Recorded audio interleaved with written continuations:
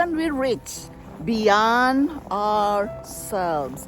Hello guys, welcome to Untitled channel, and today's share is about knowing, understanding, how can we reach beyond ourselves.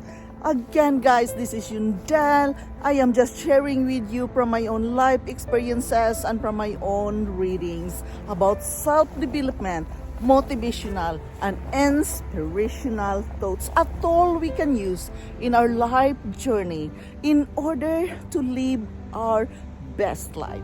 So guys, I am sharing this with you in order to be aware that everyone are capable of living a good life, the best life we want to have in this earth. So join me, bear with me in reaching out ourselves beyond our imagination. How can we reach beyond ourselves?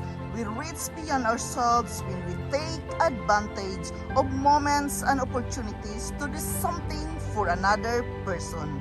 Reaching beyond ourselves means having compassion for someone when they don't deserve it.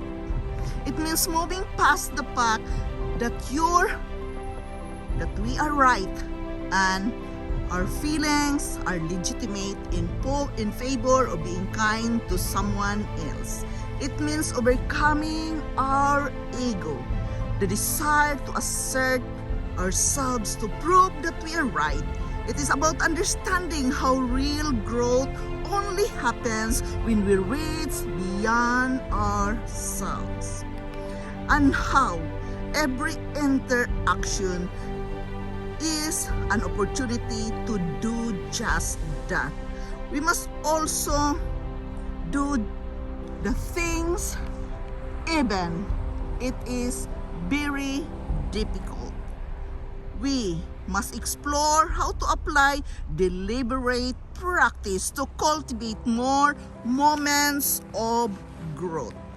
To reach beyond ourselves is to move past what our mind is telling about being anger and humiliating a person, which we instead choose to really see the person in front of us, to be kind and compassionate.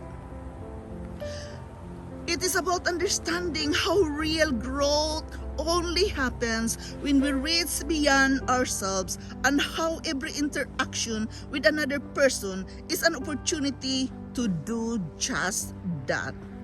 We must realize that reaching beyond ourselves is about being patient, understanding, awareness that we are going to think first before getting anger. This is reaching beyond ourselves because being right and legitimate doesn't bring us to the place beyond ourselves to real growth. Choosing kindness and compassion when it's not with it is difficult, the most difficult thing to do. It does really reaching beyond ourselves. If we can overcome anger, especially when we are completely justified and resist insulting someone, then we are reaching beyond ourselves. And we've grown for more that it would have taken us to grow for more than 10 years. We learn a lot for that. It doesn't mean that we don't talk about the mistake or the wrongdoing. It does mean that we resist the urge to assert ourselves and self-righteousness, that we resist the urge to tear someone apart, not because they don't deserve it, but because we are connected to something deeper, something higher. This is reaching beyond ourselves to true growth. Yes, reaching beyond ourselves to true growth, guys, It's really very difficult. It is not easy at all. But if we are going to live our best life, we must work with our mindset. We must be aware how can we be more patient towards others. Remember, patience is a virtue. It is a daily work and effort for ourselves to live a good life. It is not easy at all. It always need patience if we are going to understand the other person. We must be aware about that. We must think and put ourselves into their situation. It is what it is, but reaching beyond ourselves to true growth, it needs to be acknowledged, it needs to be worked out. Patience must be done in order to give them the appreciation instead of humiliating. It is about understanding the real growth. It really happens, our real growth really happens when we are patient enough to not be angry. Instead, give them kindness and be passionate to them. It's really takes a lot of energy and effort when it is very important to do it the most. Yes, they don't deserve it probably because of the wrong behavior, but guys, if we are going to reach beyond ourselves, swallow your pride, swallow your ego, and just share the kindness and compassionate to others. It is not easy at all. It is always needs more patience beyond our imagination. To reach beyond ourselves, to move past what our mind is telling us about being angry and humiliating a person, which we instead choose to really see in front of the person what this person is behaving. It takes a lot of energy and effort to share your kindness and be compassionate to them.